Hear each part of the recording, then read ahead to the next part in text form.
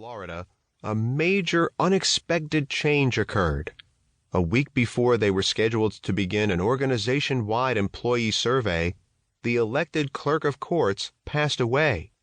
They would not get another elected clerk into the leadership role for over 1 year, and they had 2 interim unelected clerks before the next election.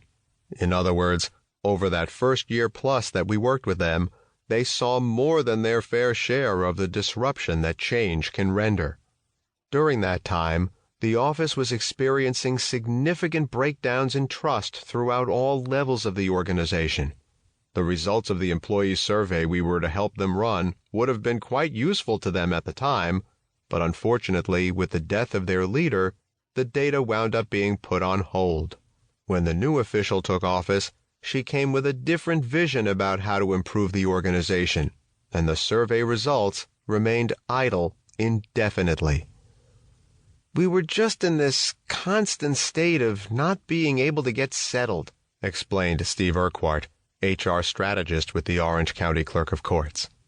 In an environment like this one, making sure the employees are settled is often a top priority.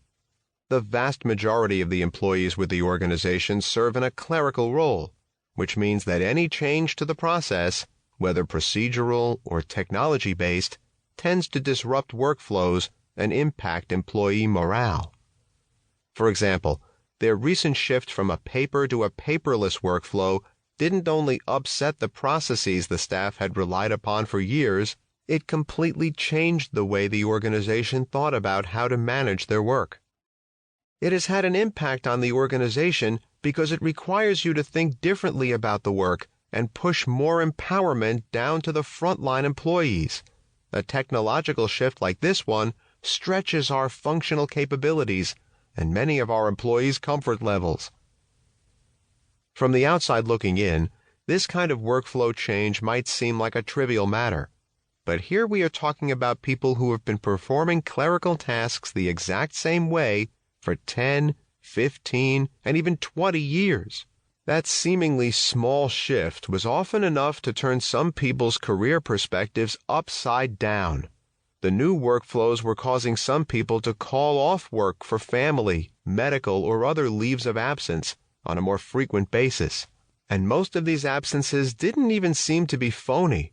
The new workflows were literally impacting the health of certain staff members. Short-tenured staff was leaving abruptly, and even long-tenured staff seemed to be wavering in commitment.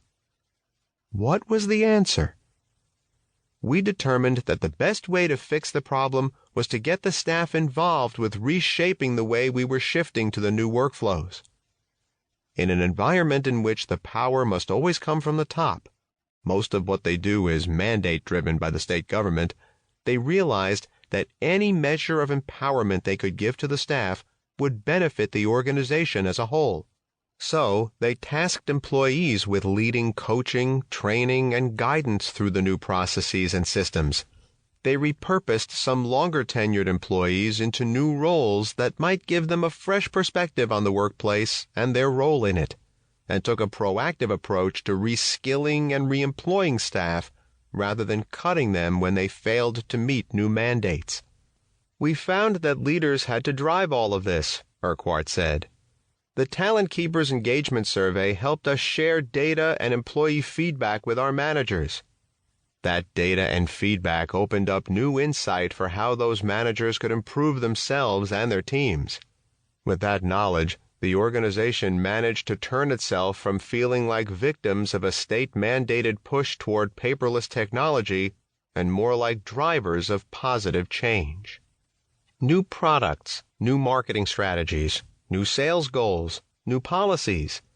How often do these kinds of changes emerge in your organization? If yours is like just about every other organization on the planet, the answer is constantly. Almost across the board, the difference between high-performing organizations and everyone else is that the former's leadership structure, from top to bottom, is equipped to foster, manage, and communicate the reasons for that change, details of the change, the benefit of the changes to the organization, and how the change will affect employees. Plus, These organizations let employees know how to get their questions answered as they